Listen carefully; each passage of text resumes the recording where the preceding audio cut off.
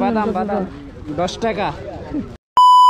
প্রিয় দর্শক, কি অবস্থা? আমি ফুল ভাই বাফের হোটেল খাই। অনেকদিন আগে ভাই ব্রাদার মিলা গেছিলাম টাঙ্গুয়ার হাওর। আমার আবার একটা ঘোড়া রোগ আছে, সময়ের কাম সময় করি না, এর লেগে ভিডিও সময় মতন ছাড়তারিনি। প্রতিবারের মতন ওখানে আবারও ফাও কথা কইতাম না যে হন্তে রেগুলার হমু। আমি মনে হয় না আর রেগুলার হইতে পারবো, তবে আল্লাহ বাঁচাইলে বছর খানিক পর পর এমন 2-3টা দুরুম দুরুম ভিডিও দেখতে পারবে। রাত করে তারাবো স্ট্যান্ডার্ড সবাই মিলা বাস উঠলাম। বাস উঠতে একটা ঘুম দিলাম, সকালে ঘুমের তুইটা দেখলাম এটা কইয়াছি কইতারি না। এরপরে বাস মামাই আমগো গন্তব্য সুনামগঞ্জ নতুন ব্রিজ এনে নামাই দিল। নতুন ব্রিজের একটা লেগুনা লইয়া রওনা দিলাম তাহিরপুর বাজারের উদ্দেশ্যে। যাত্রাপথে একটা মূত্র বিরতির লেগা মামারে কইলাম মামা সাইড হলো। মামাও দুরুম করে সাইড করে দিল। কাম শেষ করে সবাই মিলে চিন্তা করলাম এই মূত্র বিরতি স্মৃতির পাতা রাহনের লেগা একটা ছবি তুলতে হইব। এরপরে সবাই মিলে তাঁত বের করে কটা ছবি তুললাম। এরপরে লেগুনা চেপে বললাম তাহিরপুর বাজারও। বাজারে এই দেখলাম এন গেন্ডুরি ব্যস্ত আছে। রিফাত কাকার হেলাল ভাই গিয়া গেন্ডুরি আলার লগে দরদাম শুরু করে দিল। এরপরে আমরা রস দেখা টস্টসা কটা গেন্ডুরি লইয়া গেলাম গা মাছগাড়ো, কারণ এনই আমগো বোট বিরান আছে, এন তুই বোট উঠতে হইব। বোটের সামনে আইতে দেখলাম আমগো বোটটা মাশাআল্লাহ সুন্দরই আছে,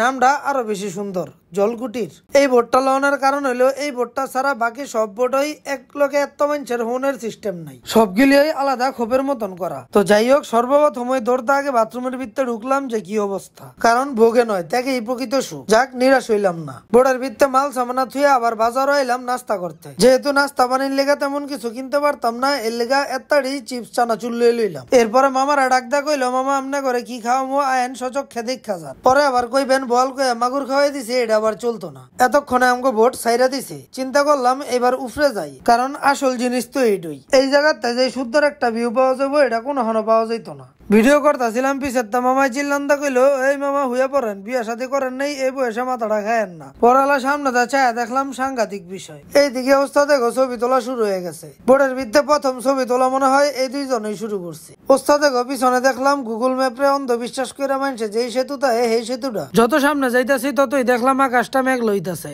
এটা দেখা মনে করেন যে মনটা তো একদম ভালো হয়ে গেল। দীর্ঘক্ষণ পরে আমরা বললাম জাদুকাটা নদী। আর এই নদীর পানি দেখা কি যে ওয়াও লাগতাছিল বুঝাইতে পারতাম না। পানি একদম নীল আর পরিষ্কার। এত সুন্দর পানি দেখে আর খারাপ থাকতাম না। লগে লগে লাইফ জ্যাকেট পিন্দা দিলাম একটা ফাল। পানি ফাল দিতই কান দৌড়নের ভাও। পানি ইমন ঠান্ডা ঠান্ডা উফরেতে চিন্তাও করি নাই। এইদিকে শিবলি মিতুলা মাইয়া বেড়ি গলাহাইন বালতি ফালাইয়া গোসল করতেছে। পরে সবাই মিলে এত কইলাম লাইফ জ্যাকেটটা পিন্দা নাম, কিন্তু মামায় নামলো না। যাই হোক, পানিত নাইমাই দেখা হইলো এক ছোটার লগে। তোর নাম কি? পানিটা ঠান্ডা থাকলেও কিছুক্ষণের ভিতরে মনে করেন অনেক মজা লাগতাছিল। এই যে দেখেন মজার চোটে সিজন ভাই উল্টা চাপটাইতাছে।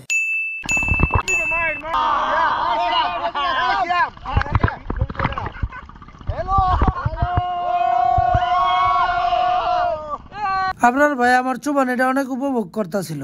এর লেগা যুব ভাই ঠাইসা ধরে হেরো একটা দিয়ে দিল। একমাত্র এই জিনিসটার লেগা পানি তো আমি কি ওর লগে বেয়াদবি করি না। আস্তে আস্তে ওয়েদার এত সুন্দর হইতাছিল যে কনের মতন না। এর উপরে দেখেন কি পরিষ্কার পানি, নিজ দা সব দেখা যায়। সুইমিং পুলের রং মারা পানির কালারও এত সুন্দর হয় না। আমার ঠান্ডার সমস্যার কারণে আমি একটু তাড়াতাড়ি উঠটা যাই। উঠটা টানো হয়ে দেখলাম এনো ডাব ব্যস্ত আছে। ডাব আবার আমার অনেক পছন্দ।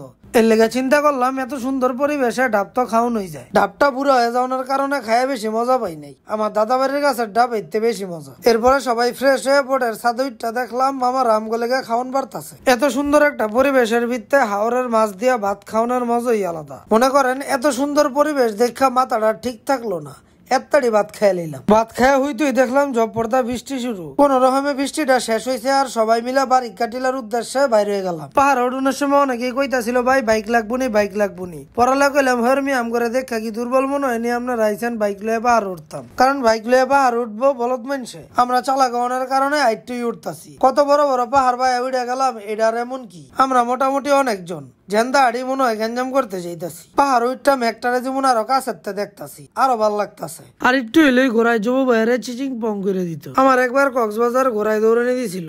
এরপরে তাম এই পোলাফেন গিলে একটু বিশ্বাস করি না। কেন দেখলাম কাকাই কিছু ফলমূল লয়ে বইছে, আর আমগো কাকাই হেন দেয় বাদাম কিনা লয়ে আইছে।